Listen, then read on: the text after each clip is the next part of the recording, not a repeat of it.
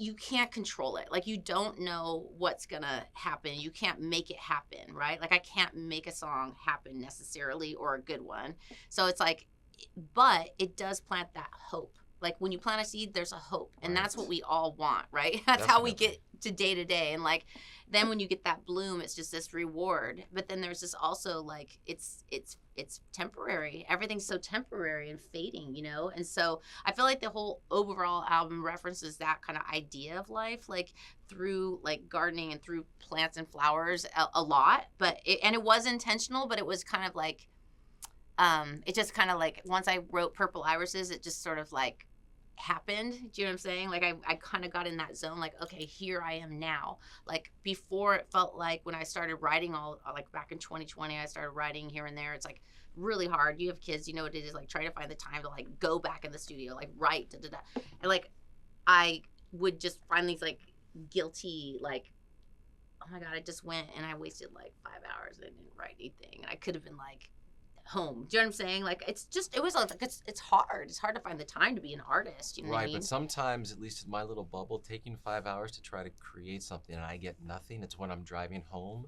It's like, oh my God, I got something. But if I didn't put in that 5 hours where I got nothing done, I wouldn't have had the next, like, great information in my mind. It's so true. And so, like, I feel like that's why I think the struggle is where you get the rewards. You know what I mean? It's like, it's always the struggle that you get the reward. So yeah, it just feels so good to have something new and congratulations talking about it now. Yeah.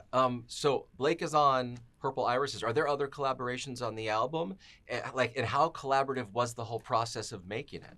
I think I'm always collaborating when it comes to songwriting. I mean, I think the only song I ever wrote on my own is Simple Kind of Life, and that was a one and done. Like, I've never done that again. What a song. Oh my you. God.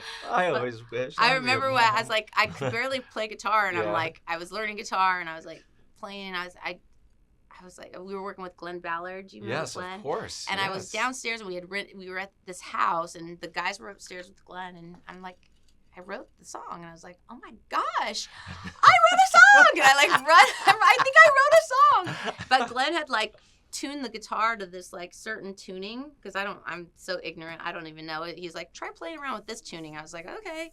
And that's how that song happened. It was it's a miracle. I mean, they just come when God says, you're gonna have this song and you can now be the vessel to share it with people. I'm like, okay, thank you. But definitely like collaborating and finding the right team that made me feel like I could have enough me in it, because there's so many gifted people that sometimes if you don't have the right exact chemistry, and they're too good you know what I mean, or I can't keep up, or I start to get in my head with them, or not, like, I feel like it just needs to be more, there needs to be more of myself in it to make it feel real for me, you know what I mean? And it's got to be your voice, not your voice singing, of course, but the voice in your head, how the words are coming out, I would assume, right? And it was like, it was interesting too, because like some of the people I worked with, do you know Jay Cash?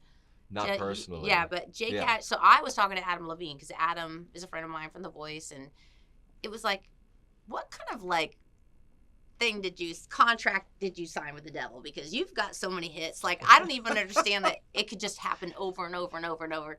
And he's like, oh hey, he's such a funny guy. I love Adam, I love you. And he would be like, you need to work with Jay Cash. And I was like, okay. So I tried to get Jay Cash on the phone, and it's almost like I felt like I was so lost, like I was chasing myself. I didn't have like a team of people helping me. It was just like this, I just felt like I was just swimming and just treading water and not getting anywhere. And when I met him, I felt like I had like this little anchor, and it was like, okay, this is what we're gonna do. And he had sent me this song called True Babe, that this little girl in LA that her mom used to be a No Doubt fan, like, wrote. And I was like, I never do people's songs ever, but I was like, I really like this song. Like, I want to cut it.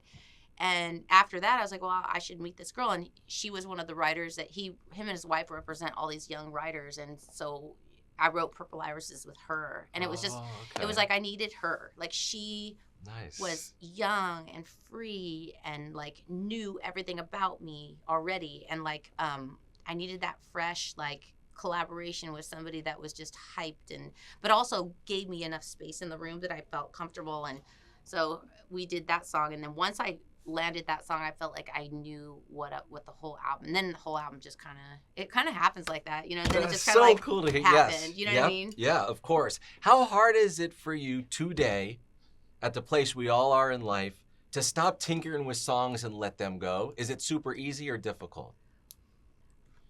You mean like I could just keep writing? I love writing. Like you have a song and in your head it's complete. The world's gonna get it.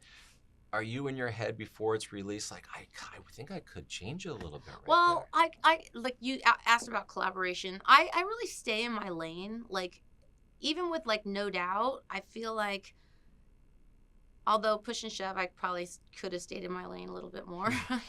Sorry, guys. I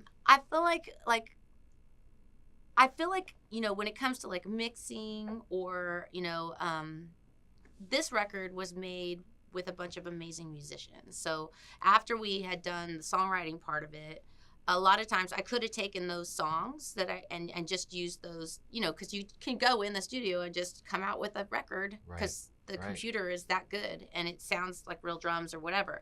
But I really wanted this to feel like those songs I grew up with, like driving in the back of the station wagon, going to church, like that organic, real, undone. Like I didn't want it to be so like I did my dance records already. Like, you know what I'm saying? I needed it to feel like a band, and I wanted it to feel like I needed that sound. And so I went and worked with this producer called Scott Hendricks. He's a country producer. Yes, he is. He's been doing it a long time well. Super successful guy, if anyone doesn't know. Yeah, I mean, this guy is like, I mean, he is an icon. He is literally, like, I used to get nervous around him because he's just so quirky and eccentric and amazing, like, talent-wise.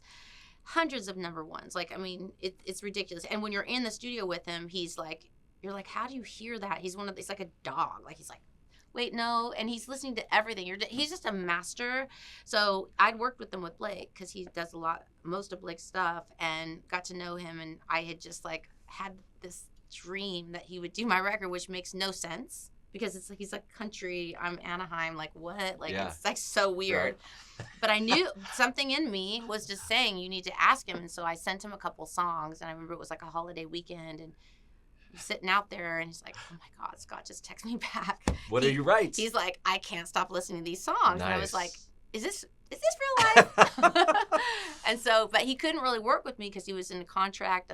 Well, 4 days after he retired, we went in the studio and we cut the whole thing. And I had a little bit of demoitis from some of the tracks because they were so good. Like working with I worked with Circuit, who's absolutely absolute genius, and he wrote on a lot of the songs with me as well. He's such an amazing talent. But I wanted this other sound, so we went in with the band, and it was like all they had was just like an acoustic guitar and me singing badly. And it was like so hippie and like so organic, and they're so good at what they do. And so we just all sat around listening to this. They listened to it like 1 or 2 times, and then everyone went in and just was like played there, and it was spiritual. It was to be around that level of like musicians, and they really got like that. I wanted it to sound like those 70s records, so they knew exactly what that was. And I was crying the whole time. I was just like, and we did the whole thing in 2 days. A bouquet of beautiful songs, you singing a demo or non-demo, it's always a beautiful voice. So please don't put yourself down that it wasn't a good voice. Well, I had like a raspy voice that day. Raspy can be good. Raspy can. Last couple of things. I believe so strongly that one doesn't need an amazing voice to have an A+ level career. It's like charisma and the songwriting, and those things can come together. When you're on The Voice, that's a good segue. I was thinking that right when you said that. Go ahead. What are some qualities, your top 3 qualities you're looking for in somebody for a talent, as a talent? The longer I've been on the show, like, it depends on the genre sometimes. Right. If you really, most of the time I'm not really playing the game. Like, I'm literally just hearing who I think I like. Do you know what I mean? And that's very, like, everybody has something that they like. It's like we don't all like the same things. Right. But I feel like on that show, the more I'm on it, the more I literally don't think I don't think, I just feel. And I'm like, okay, I'm going to go in on this. You know what I mean? And of course, like as your team starts to get filled, you get a little bit more like picky. And then, it's like maybe it's the 5th day and maybe all the good people might have already gone. Like, you know what I mean? Like, it's like there's a lot of like variables on how you press your button. Right. And there's so many people that get a pass. And you're like, they were so good, but they didn't move me in some kind of like emotional way. And you got to remember, we're not seeing them. So it's right. a completely different experience. Right. And then of course we don't know their backstory, which like they have these crazy backstories and you're like, what? Like we all do. And you're like, oh my God, if I would have known, then I would have, Yeah. But I just go with feeling really. And I have got such a good team this season. It was insane. Like and also, like when people pick you to be their coach, it's just like, the greatest. It's the greatest feeling. Of course. It never gets old.